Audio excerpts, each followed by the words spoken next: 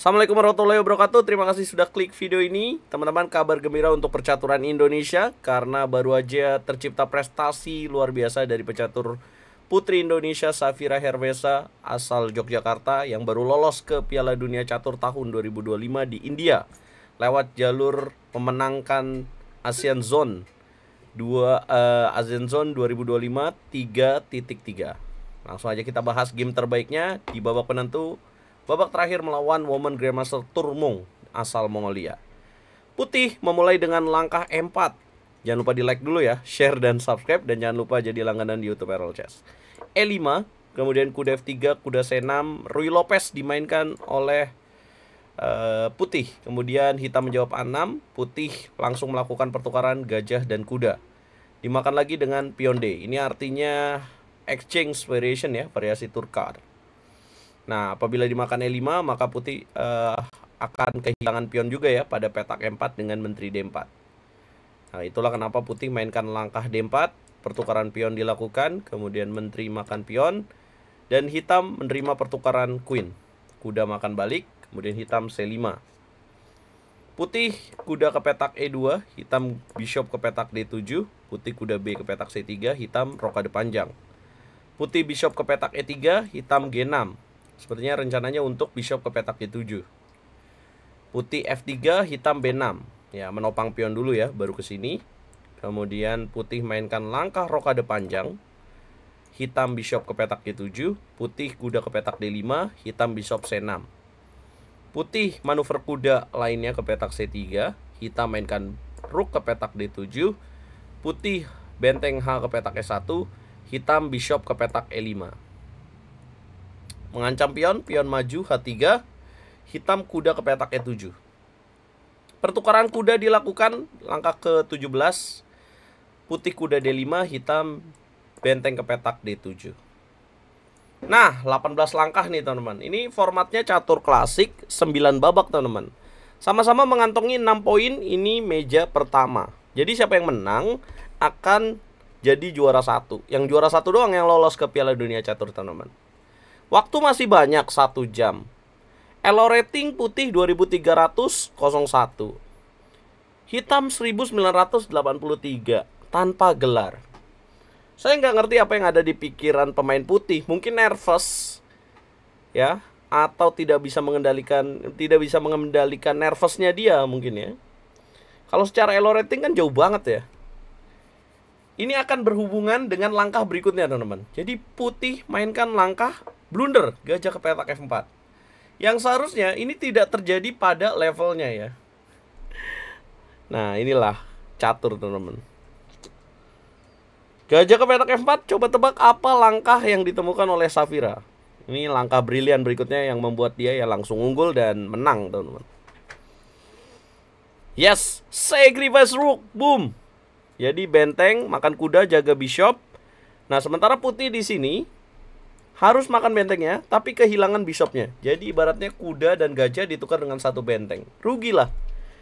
Kalah perwira putih, teman-teman. Sementara kalau misalkan makan bishopnya, ya benteng makan bishop, jadi rugi satu perwira juga. Ya, blunder amatir terjadi. Ya, ini bisa dikatakan rezeki ya, memang. Ya, beginilah permainan catur kalau nggak bisa kendali nervous. Ya kalah, makan benteng, kemudian makan gajah, raja ke petak B1, gajah ke petak D7, benteng masuk ke petak E7, kemudian dijaga oleh benteng, putih B3, hitam raja D8. Putih benteng E4, gajah G3. Raja ke petak B2, gajah ke petak F5, kemudian benteng E2, raja ke petak D7. Raja ke petak C3, B5. Ya, kemudian A3, raja ke petak D6. Ini pun sebenarnya masih sulit ya, tapi tentu kita bisa bilang kemampuan dari Safira tentu bisa mengkonvert atau mengkonversi posisi ini jadi menang. Raja ke petak B2, benteng ke petak B8, benteng F1, kemudian G5. Tidak ada ruang untuk putih bisa berkreasi. Benteng D1, dorong lagi pion C4, kemudian B4, dibongkar dengan A5. Pertukaran pion diterima, kemudian gajah ke petak E5 skak, sepasang gajah yang ngeri. C3, bishop masuk ke petak D3, benteng E3, dan boom, dobrak dengan B4. Dimakan lagi oleh rook, tidak bisa dimakan karena pin. kemudian raja ke petak A3, benteng ke petak B3 skak, raja 2, benteng B5, benteng E makan D3, dimakan lagi. Kemudian makan A5 dulu ya, skak, kemudian raja B1, baru makan D3, benteng D3, benteng D5, kemudian benteng E3, benteng D2 masuk, G4, kemudian benteng ke petak H2 hitam, benteng D3, raja E6, menyerah putih. 96% akurasi dari hitam, putih 91%. Hitam satu langkah brilian. Kalau kita bahas kesalahannya di mana ya, tadi teman-teman gajah F4. Kaget juga bisa terjadi di babak terakhir dengan gajah F4.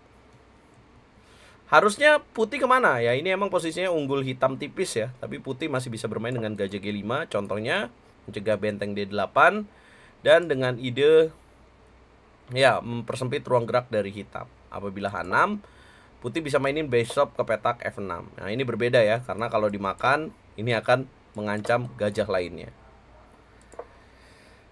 Nah itulah teman-teman, di luar teknik ya, ada faktor lain yang bisa membuat kita bisa memenangkan pertandingan. Tapi selamat apapun itu yang terjadi, yang penting Indonesia menang. Safira membawa Indonesia lolos ke Piala Dunia Catur. Sementara dari kategori lainnya ya kita akan lihat nih, Safira finish di peringkat utama pertama dengan 7 poin ya. Jadi ini lebih tinggi daripada si Henry. Ini di chess.com tidak update ya. Ya, Safira mengantongi 7 poin dari 9 babak. 1 kali kalah melawan Women Kandidat Master di babak kelima, dan 2 kali remis melawan Women International Master dan Women Kandidat Master, dan bahkan menang melawan pecatur asal Indonesia juga, Women International Master Laisa Latifah. Indonesia menurunkan 2 pecatur wanita ya. Laisa finish di peringkat 7. Sementara di kategori pria ya, yang lolos ya hanya peringkat 1 dan 2, yaitu dari pecatur Singapura Tin Jing Yao dan kemudian Agi Bilek. Ya, sementara pecatur Indonesia lainnya yaitu dari kategori putra ya, Yosep finish di peringkat 9 kalau di sini. Ya, kemudian ada juga Novendra dan ada Satria Duta dan juga ada nih Satria Duta dan ada juga Nayaka. Ya, semoga Indonesia bisa ada wakil lagi di Piala Dunia Catur, terutama dari pecatur pria ya. Kapan sih Piala Dunia Caturnya? Piala Dunia Caturnya akan berlangsung di India teman-teman, tahun 2025 kalau nggak salah. Kapan ya? Video World Cup. Coba kita cari tahu. Ya.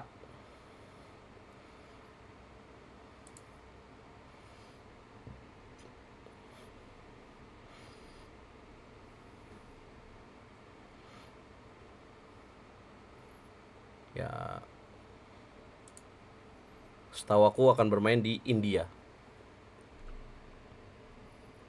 Oh, ini 2006 Video World Cup ini ya. Video World Championship. Nah, gitu teman-teman. Nah, tapi berapa sih usia Safira? Safira masih berusia 16 tahun atau 17 tahun kalau tidak salah. Nah, ini bukan tiba-tiba aja Safira jago begini ya, tapi dia sudah memenangkan PON sebelumnya. Ya, mengalahkan nama-nama yang sudah teman-teman dengar sebelumnya, pecatur putri Indonesia lainnya. Dia bisa tampil mengejutkan, meraih medali emas di PON 2024 ya, di Aceh Sumatera Utara kemarin. Semoga catur Indonesia lebih baik lagi, lebih maju lagi. Jangan lupa like, share, komen, dan subscribe. Apa komentar kalian guys?